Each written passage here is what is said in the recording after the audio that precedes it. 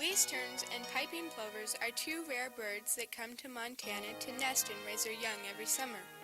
Both of these birds are in danger of becoming extinct, and it's important for you to understand what these birds need to survive and how we can protect them.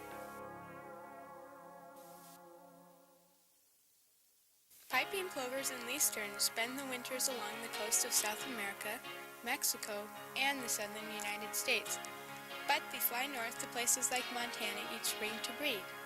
Here they nest on lakes, wetland shores, and sandbars, in and near the Yellowstone and Missouri rivers in eastern Montana.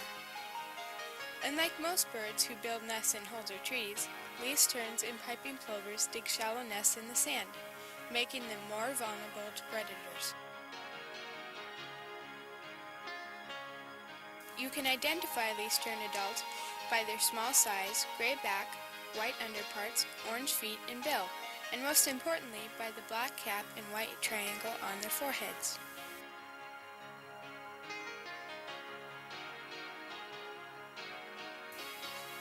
Another way to identify least terns are by watching their behavior.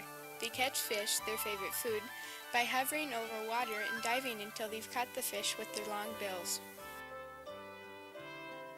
Piping plovers are comical birds that scurry about in the sand and mud, catching insects. Piping plovers often stop to bob their heads and look around.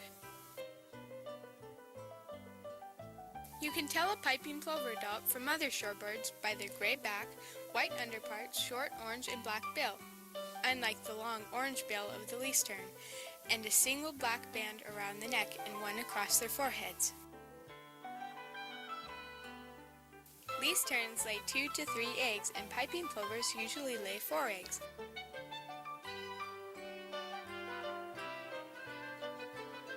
Both look almost the same and are very hard to see.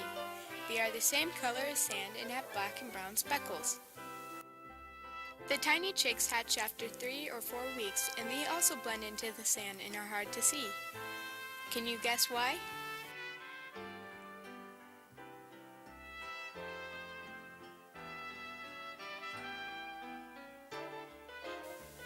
Tern and plover chicks wander away from the nest 1 or 2 days after hatching. Chicks of both species are very active. Piping plover chicks scurry about with their parents like tiny fuzzballs on stilts. They can catch their own food, but their parents keep a close watch on them. Small chicks often need to be brooded to keep warm. That is, they all bunch up under their mother's wings and body. A brooding mother looks all puffed up and has many extra legs as the chicks stick out from underneath. Young least terns must also be brooded, especially when it is cold or rainy. The adult forms a small hole in sand by kicking sand out from under its body. Then the chicks scramble underneath. As the chicks grow older, they make their own holes under small plants for protection.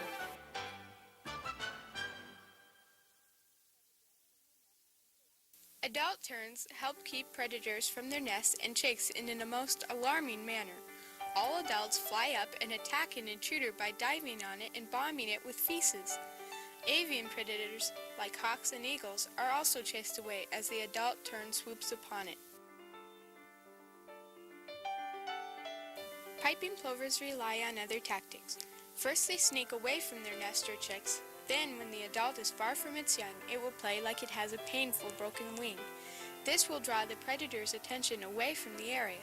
The plover continues, leading the predator farther and farther away.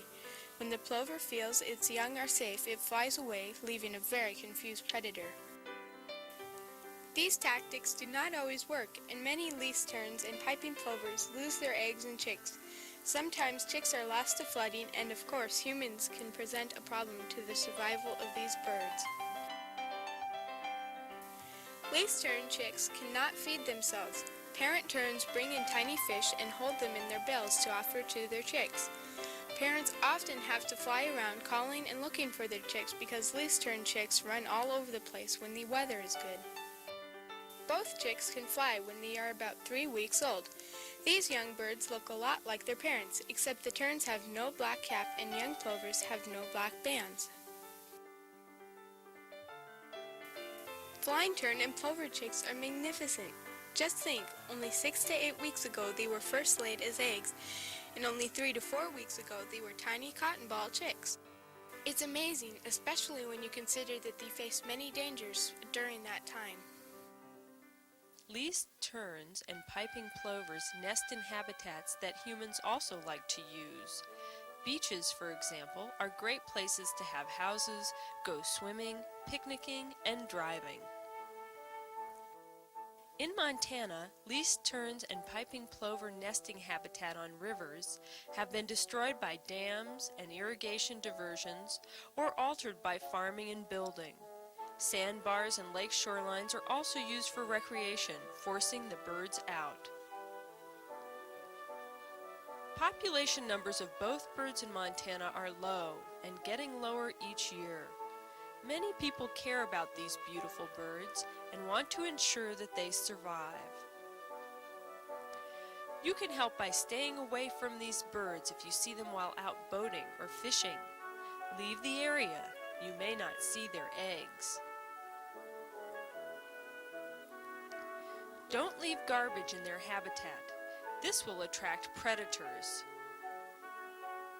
And most of all, tell your friends how to avoid and respect piping plovers and least terns and their habitat.